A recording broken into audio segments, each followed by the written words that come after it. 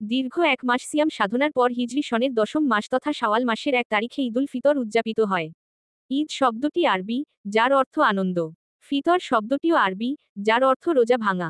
ঈদুল ফিতরের অর্থ রোজা শেষ হওয়ার আনন্দ, আল্লাহর নিয়ামত লাভ করার আনন্দ ও উপবাস ভাঙার আনন্দ। ঈদুল ফিতর মুসলিম জাতির সবচেয়ে আনন্দের দিন।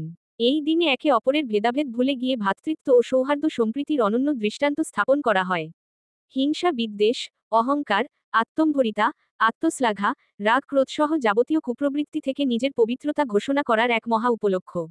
এই মহিমান্বিত দিনটিতে নবীজি এর কি সুন্নাত ছিল তা আমরা জানার চেষ্টা করব ইনশাআল্লাহ। পবিত্রতা অর্জন করা, ঈদের নামাজের জন্য মিসওয়াক করা ও গোসল করা সুন্নাত। ইবনে আব্বাস হতে বর্ণিত, তিনি বলেন, নবীজি ঈদুল ফিতর ও আজহার দিন গোসল করতেন। অন্য হাদিসে বর্ণিত আছে, হজরত আব্দুল্লাহ ইবনে উমর ঈদের দিন ঈদগাহে যাওয়ার আগে গোসল করতেন। ঈদগাহে যাওয়ার আগে কিছু খেয়ে নেওয়া। ঈদুল ফিতরের দিন ঈদগাহে যাওয়ার আগে মিষ্টি জাতীয় কিছু খাওয়া সুন্নাত। আর ঈদুল আজহার দিন আহারবিহীন ঈদগাহে যাওয়া ও নামাজের পর নিজের কোরবানির গোশত খাওয়া সুন্নত।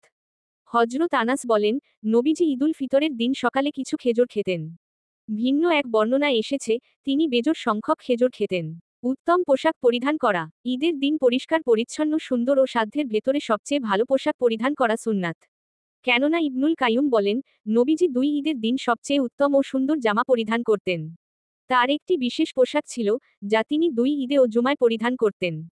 হাদিস শরীফের এসেছে, রাসূল প্রতিটি ঈদে ডোরাকাটা পোশাক পরিধান করতেন। ঈদগাহে যাওয়ার সময় তাকবীর বলা। পবিত্র ঈদুল ফিতরের দিন ঈদগাহে যাওয়ার সময় নিম্ন স্বরে তাকবীর পাঠ করা সুন্নত। ইমাম জুহরি থেকে বর্ণিত, নবীজি ঈদুল ফিতরের দিন তাকবীর পাঠ করতে করতে ঈদগাহের দিকে গমন করতেন। নামাজের পূর্ব মুহূর্ত পর্যন্ত তিনি তাকবীর পাঠ অব্যাহত রাখতেন এবং নামাজ শেষ হলে তা বন্ধ করতেন। আসা যাওয়ার রাস্তা পরিবর্তন করা, ঈদগাহে এক রাস্তা দিয়ে যাওয়া এবং ভিন্ন রাস্তায় বাড়ি ফেরা সুন্নত। হজরত জাবের ইবনে আব্দুল্লাহ রাদিয়াল্লাহ বলেন, নবীজি ঈদের দিন ঈদগাহে আসা যাওয়ার রাস্তা পরিবর্তন করতেন।